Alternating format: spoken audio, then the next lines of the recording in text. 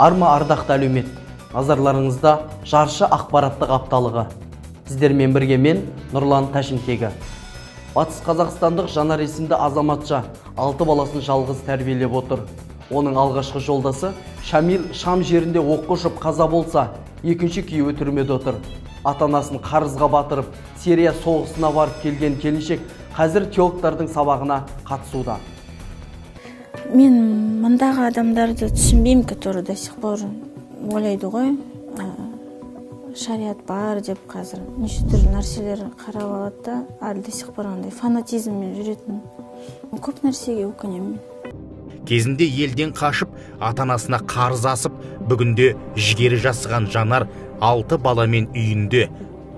Ал Абзал түрмеде талақ берген. Олар адасы оңай, ал тығырықтан жол табу қиын, өте қиын екен ұққандай.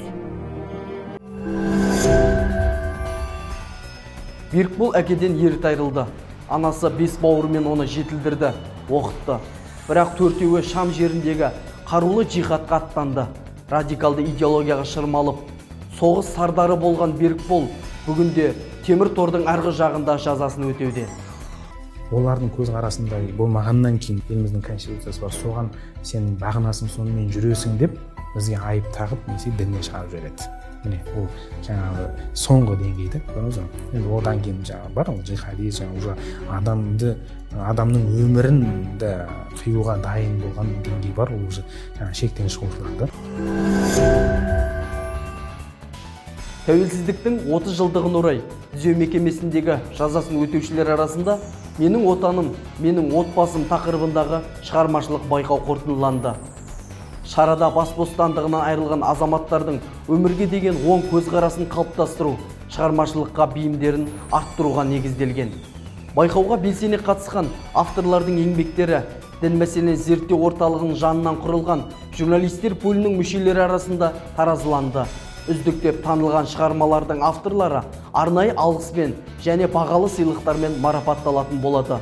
Сонымен қатар бұл шығармалар өңірдегі басылымдарға ұсынылып жарияланады.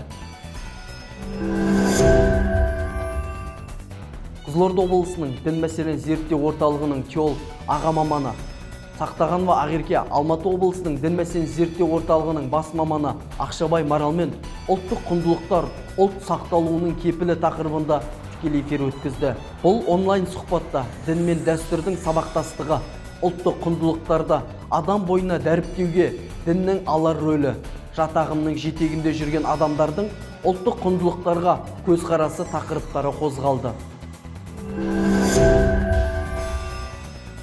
Жусан гуманитарлық операциясы арқылы елге жеткізілген жеткіншекке ота жасалды. Яхия Қалыбайдың аяғына осымен екінші мәрте жасалған операция сәтті өтті. 7 жасар баланы облыстық балалар ауруханасынан шығарып алуға имамдар, қоғамдық ұйым өкілдері жиналды. Мамандар 7 жасар пациенттің денсаулығы жақсы, алаңдауға негіз жоқ деп отыр. Яхия қазір әжесінің тәрбиесінде, сабақ үлгерімі орташа, зайырлы қоғам құндылықтарына оңай бейімделіп келеді. Түркістан облысы дін мәселені зерттеу орталығының психолог маманы Айсұлу Бекбосынова, Қызылорда облысы дін мәселені зерттеу орталығының психолог маманы Қарлығаш Балтабай қызымен тікелей эфир өткізді.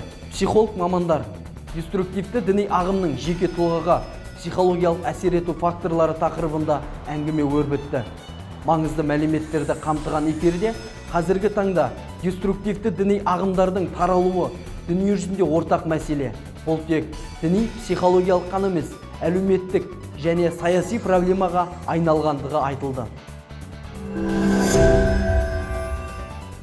Арнамыздың тұрақты көрермендері, жағымды жаңалықтармен қауышайық.